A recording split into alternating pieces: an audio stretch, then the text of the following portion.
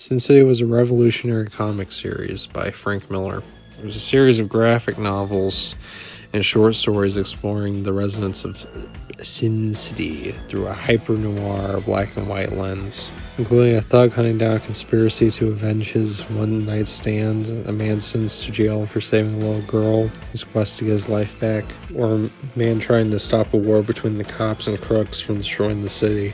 These comics are beautifully drawn in classic noir.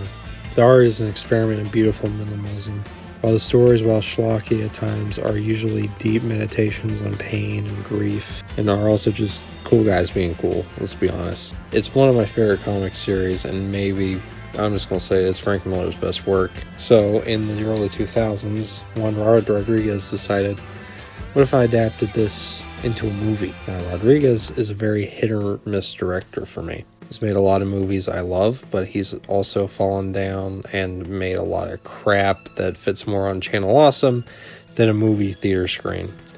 And he made Shark Boy and Lava Girl. Who turned on the lights? Oh. But this time he gave a shit and actually brought on Frank Miller to help him stay as close to the comic as possible. And also Quentin Tarantino was just hanging around, I guess. They decided to shoot the film pretty much all on green screen, which now every comic book film does, unfortunately, but this was done explicitly to recreate the style of the comic, and the results speak for themselves. It is easily the best visual translation from comic to screen I've ever seen. Scott Pilgrim is close, but not close enough. Even with some of the dated CGI backdrops, it looks beautiful, and thankfully the stories are translated just as well. Each of the stories are great, but personally I'd rank the main stories, That Yellow Bastard, Hard Goodbye, and then Big Fat Kill at the bottom. But each one is good in its own right. The casting is perfect. Mickey Rourke is Marv incarnate.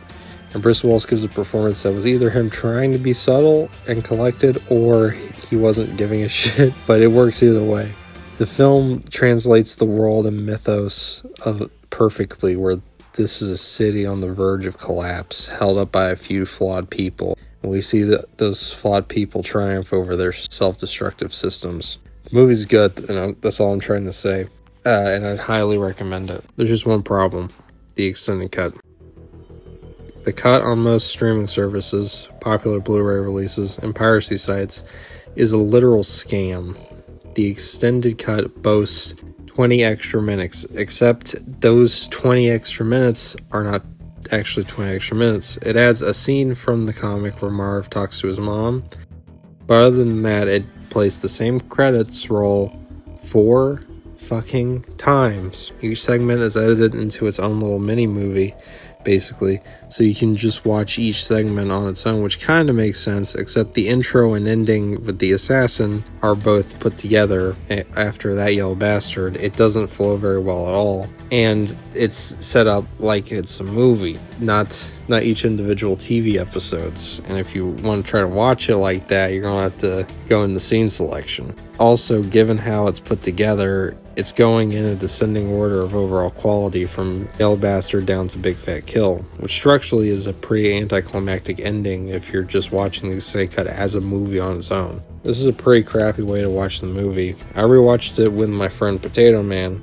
and he had never seen it before. I basically had to skip through the movie, going from the intro to the Hard Goodbye to Big Fat Kill, and just watch Yellow Bastard as a whole at the end, which, despite having to put in extra work to just watch a movie, ended up being a pretty great experience for both of us.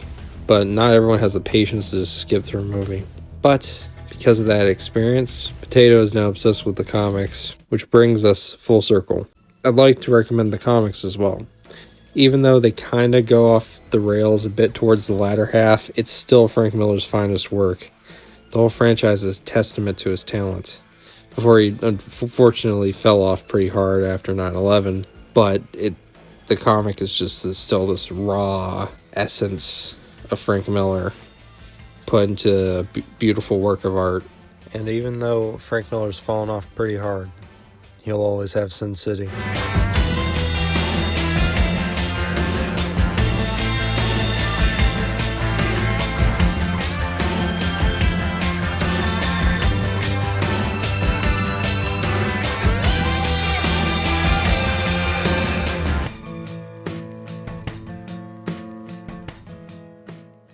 Now let's just pretend the Dame to Kill For movie just doesn't exist. That movie was a piece of crap.